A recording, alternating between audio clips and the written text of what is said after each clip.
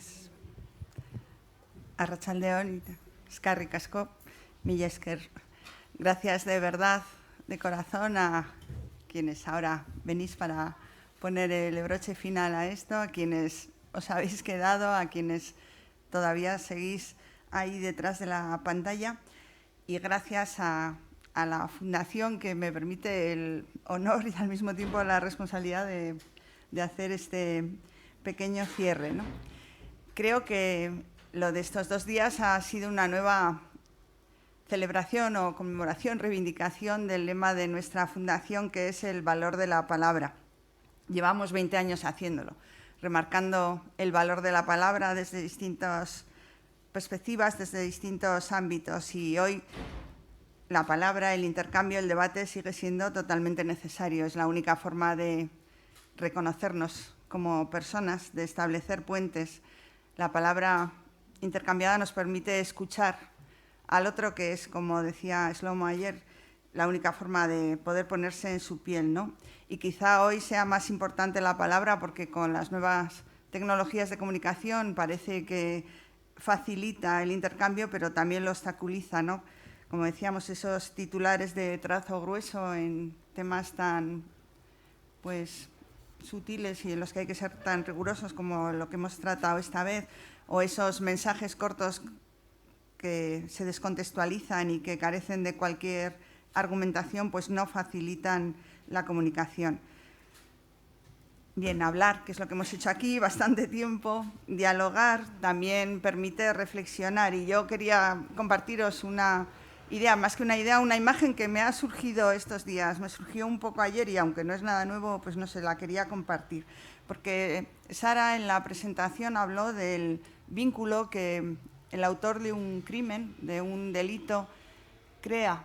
con la víctima de ese delito. Por supuesto, un vínculo injusto y no querido por quien sufre la agresión, pero un vínculo que permanece en el tiempo. Bueno, pues con muchas de las cosas que hemos hablado aquí, yo también he visto, de alguna forma he visualizado una especie de vínculo, de cadena que la sociedad ponemos a víctimas y a presos que están en la cárcel por haber cometido delitos de terrorismo, pues una especie de vinculación de varias formas, ¿no? Pero de alguna forma les atribuimos papeles, por supuesto, casi opuestos y antitéticos, pero de alguna forma simétricos. Y de alguna forma les instrumentalizamos porque les metemos en bloques monolíticos, les tratamos como un todo indiferente, tanto a las víctimas como a los presos. Y eso no solo deshumaniza, sino que de alguna forma cosifica y permite su instrumentalización. Creo que hemos instrumentalizado, se ha instrumentalizado a las víctimas, por ejemplo, cuando en el pasado, hoy se ha hablado, ¿no?, cuando se les trataba de forma colectiva, porque se daba muchísimo más protagonismo a quien cometía el delito que a quien lo sufría, que permanecía en una especie de ocultación, de soledad, de indiferencia del resto de la población, ¿no? También se instrumentaliza a las víctimas cuando desde determinadas posiciones políticas, utilizando la legitimidad que tienen y los derechos inalienables y su significado político, ¿no?, de las víctimas, pues las utilizan en apoyo de determinadas ideologías o determinadas posiciones políticas que desde luego no son de todas las víctimas, si son de alguna, ¿no? Pero también creo que nos tratan como un todo homogéneo. La sociedad, cuando hace del conjunto de las víctimas una especie de chivo expiatorio en el que, como ha recaído en ellos la desgracia, pues al mismo tiempo que se les como apoya, rodea, pues también se crea una especie de espacio de seguridad porque ellos han sido tocados por la desgracia, ¿no? Y de alguna forma se les reconduce, pues, por ejemplo, a la justicia penal, al sistema penal, para que ahí consigan, si pueden, pues esos derechos a la verdad, a la pues reparación, ¿no?, cuando sabemos que eso es imposible, que eso es un deber de toda la sociedad, ¿no? Pero paradójicamente, y en otro extremo y de otra forma, también se trata como bloque a los presos. Se les ha tratado en el pasado con decisiones jurídicas que a mí en algunos casos me parecen cuestionables, puesto que no han sido decisiones individualizadas, sino por su pertenencia a un determinado colectivo, pero se les sigue tratando como un bloque y les tratan como un bloque cuando, me da igual pidiendo la amnistía Osoa o como hoy decían preso a Quechera, se les mete en un conjunto y se impiden los procesos de cambio individual y las decisiones personales sobre, bueno, pues la posible asunción de determinadas responsabilidades o demostrar su cambio y su arrepentimiento, ¿no? Se les impide y se les dificulta porque siguen siendo un colectivo. Y también se les utiliza de alguna forma como un chivo expiatorio cuando se hace recaer en esas personas que están condenadas, que están presas, toda la responsabilidad de la violencia que hemos sufrido en este país. Cuando se hace de alguna forma, cuando a veces con la disculpa de pedir o de defender sus derechos humanos, o cuando se les trata bien como mártires o bien como héroes en esos homenajes, bueno, que no tengo palabras para describir, de alguna forma lo que se está haciendo es un truco de magia para que miremos el dedo que señala a los presos y ocultar la responsabilidad de quien en su día pues no solo alentó la violencia, sino que bueno, pues la propició y alimentó el odio, ¿no? Que ha sido verdaderamente la terrible muestra de esa violencia más difusa, pero más, bueno, que ha afectado más a nuestra sociedad, ¿no? Entonces yo creo que vamos a dejar de mirar el dedo, vamos a mirar a quién está detrás y pedirle y exigirle que asuma esa responsabilidad en primera persona, ese hacer autocrítica y no hablar de lo que otros hicieron, sino de qué hacían y dónde estaban. Esa responsabilidad de hablar en primera persona que de alguna forma nos atañe a todos, como decía Joseba, es la única forma de tocar las emociones del otro, hablar de los detalles del sufrimiento, del odio parecido, pero también de los detalles de qué hacía y cómo he alimentado ese odio hacia los convecinos, ¿no? Bueno, no sé, de alguna forma este paralelismo que es y no es, ya sé que es difícil explicarlo en pocas palabras, pero me parece que, bueno, que es una imagen que representa esa necesidad de que todo el mundo, o sea, hacer esa autocrítica, hacer esa reflexión personal y, por supuesto, colectiva, y en el que todos tenemos una tarea y algo que aportar, por supuesto, de muy distinto signo y con muy distinta responsabilidad, pues sería la única forma de colaborar con esa justicia simbólica, con esa construcción de la verdad, con el relato de lo que pasó, ¿no? Porque no todo se puede pedir ni esperar de la justicia formal, eso ha quedado muy claro estos días. La justicia tiene unos límites y unas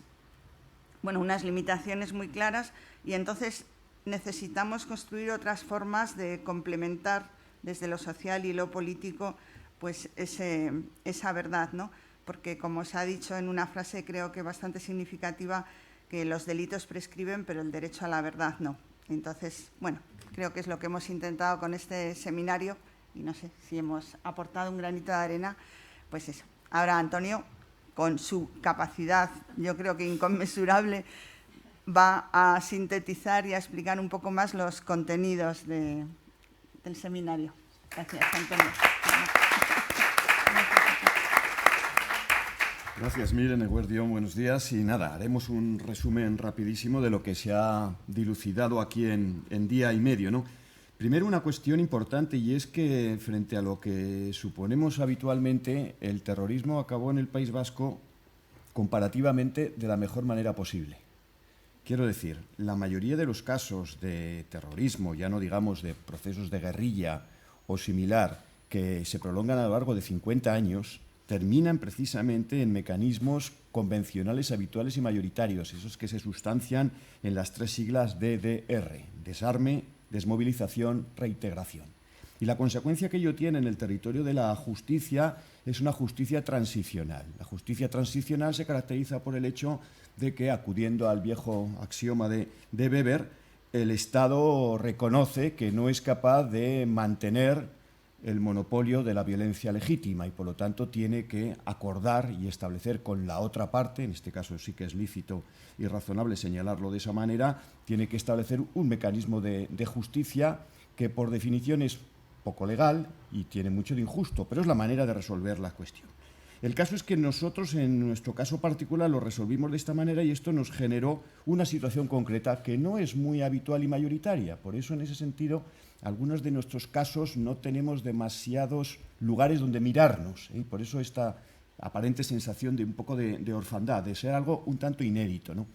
Esa situación nos generó dos inmediatas que están en la cabeza de todos y dos guarismos que lo clarifican, ¿no? 200 presos de ETA, en este caso, que todavía siguen en las cárceles y que, como se señalaba en una de las intervenciones, de cumplirse el cumplimiento íntegro de las penas, y perdón por la redundancia, pues algunos estarían allí o estarán allí, ya veremos lo que da de sí esto, hasta 2056. Esto es un asunto social y es una problemática concreta. Y luego hay 300 o más de 300 casos sin resolver. Digamos que en cada uno de sus mundos, esos guarismos, esos términos, nos remiten a la cuestión que aquí se planteaba, que era hasta qué punto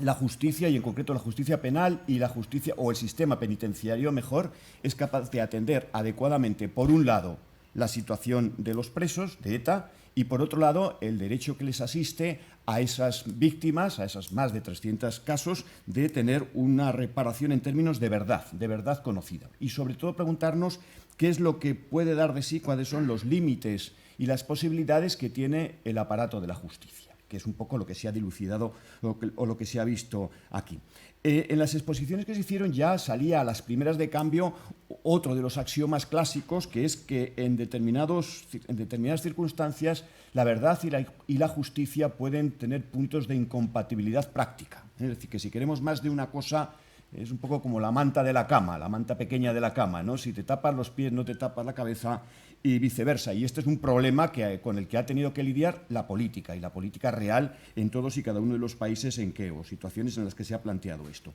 Si entramos en cómo se está tratando a los presos, es decir, hasta qué punto ese trazo grueso, ese lugar común que se dice que ahora se están en unas condiciones opíparas, etcétera, etcétera, se expuso adecuadamente, hasta qué punto ha habido una especificidad normativa para el cumplimiento de penas, en este caso de terrorismo, en el caso español. Y se advertía inmediatamente que esto ha sido una cuestión relativamente tardía, más allá de las primeras decisiones en el 88, que tuvieron que ver precisamente con algo que lo recordamos inmediatamente, que es la dispersión y el alejamiento. En realidad hasta 2003 no hemos tenido una normativa precisa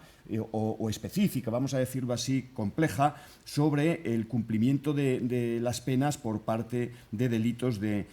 terrorismo. Y la otra fecha referencial es la de 2015, que tiene que ver con lo de la prisión permanente revisable. En un caso y en otro, en el de 2003 y no digamos ya en 2015, se ha interpretado por el derecho como un endurecimiento particularizado de las condiciones de cumplimiento por parte de esos reos. En esa misma dirección se planteó el ya famoso en las sesiones de estos 2 días artículo 90 del Código Penal, que establece, como se ha mostrado aquí, hasta qué punto y de qué manera la colaboración, no con la justicia, sino que se advertía con las autoridades, puede contribuir al esclarecimiento de esos 300 o más casos o causas que están sin resolver. Creo que este ha sido un poco el meollo de lo que nos ha reunido estos días y ha sido y ha tenido como resultado final, digamos, el que nos hayamos ubicado en el conocimiento de que todavía hay muchas posibilidades para avanzar, es decir, que esto está un tanto impreciso. Yo creo que han quedado claras algunas cuestiones. Primero,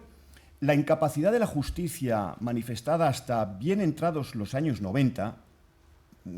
clarísimo en los años 70 y todavía en los años 80, tienen que ver, o es una expresión más de lo que se llamó la debilidad del Estado. Es decir, somos conscientes de que aquí había una confrontación que al final se ha resuelto afortunadamente en beneficio de la sociedad y del Estado, pero a la altura de los años de plomo nadie daba un duro por quién iba a ganar esta partida. como finalmente se ha resuelto bien y como siempre partimos de la base de que el más potente siempre es el Estado, pues parece que es una cuestión que cae de su propio peso. Y esto no es así, es decir, hay que recordar un poquito aquellos tiempos. No cabe ninguna duda que la capacidad que tuvo el terrorismo para poner al Estado contra las cuerdas tenía que ver precisamente con problemas de legitimación del Estado en el propio escenario vasco, importantísimo, porque venía una dictadura y además porque las actuaciones durante la transición contribuyeron precisamente a esa circunstancia. Y dos, y muy importante, la propia incapacidad de un sistema policial para responder a esa actuación terrorista, y también algo que se suele decir menos, pero que en estos días se ha insistido notablemente, es la propia incapacidad del aparato judicial para responder en condiciones a todo esto. Incluso en ocasiones, ahora estamos en el aniversario de cómo se resolvió el asunto de los polimilis, sí que se aplicó aquí de alguna manera una justicia transicional con el caso de los polimilis, no hay que perderlo de vista, y quizás fue un poquito la excepción en ese sentido. A partir de ahí, y recurriendo de nuevo al argumento del artículo 90, una de las cosas que daba clara es que la manifestación de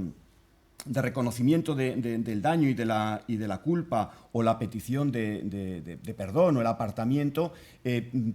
al final es muy difícil de determinar, es muy difícil establecer una mirada objetiva, y queda desde el punto de vista de la percepción de los propios jueces la consideración de hasta qué punto estamos hablando de sinceridad por parte del reo a la hora de expresar esas cuestiones. Hoy, esta mañana, surgía el propio término de manual del arrepentido, en el que algunos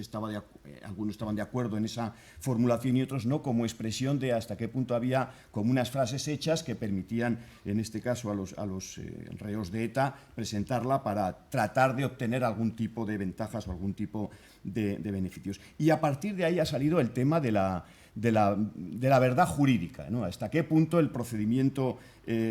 judicial y el procedimiento penal, en este caso, puede dar luz o puede proporcionar conocimiento a esos casos en los que no se ha resuelto. A mí la impresión, y quizás es una impresión particular o subjetiva, es que, y yo creo que la intervención de Florencio Domínguez en ese sentido, para mi gusto, ha sido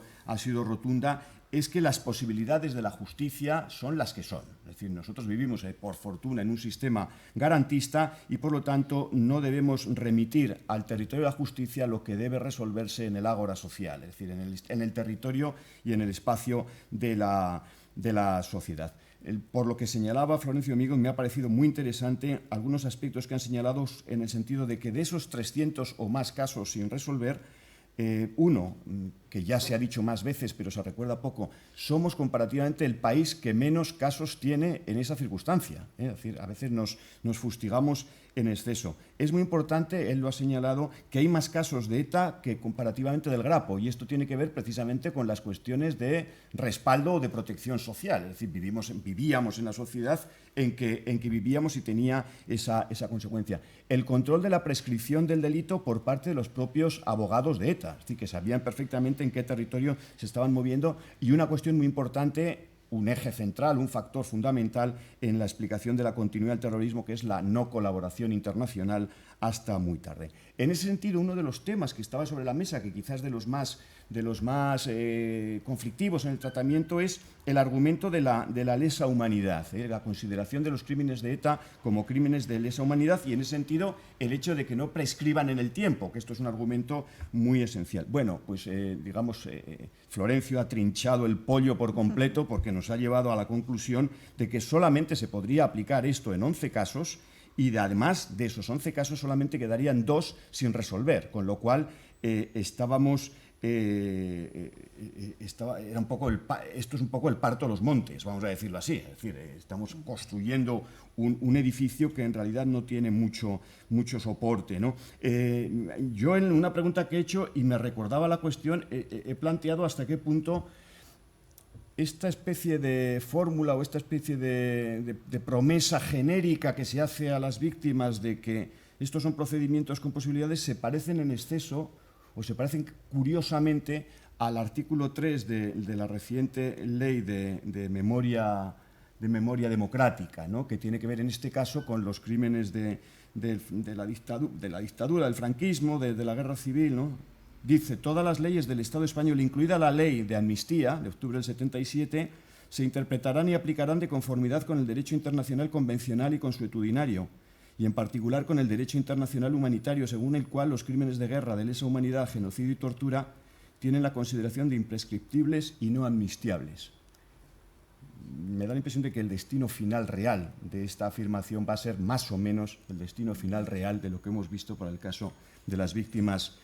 del terrorismo y en este caso de las víctimas de ETA. Conclusión, que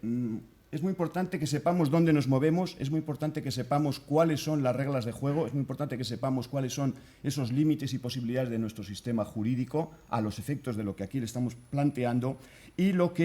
a lo que nos remitía, y yo creo que la última de las mesas ha sido muy precisa en ese sentido, es que el escenario de juego sigue siendo el escenario social, el escenario sociopolítico, vamos a decirlo así, ¿no? Es el ágora social donde tenemos que ganar la partida de la deslegitimación del terrorismo, de la deslegitimación de los recursos y, sobre todo, penetrar en la sociedad, penetrar en la ciudadanía.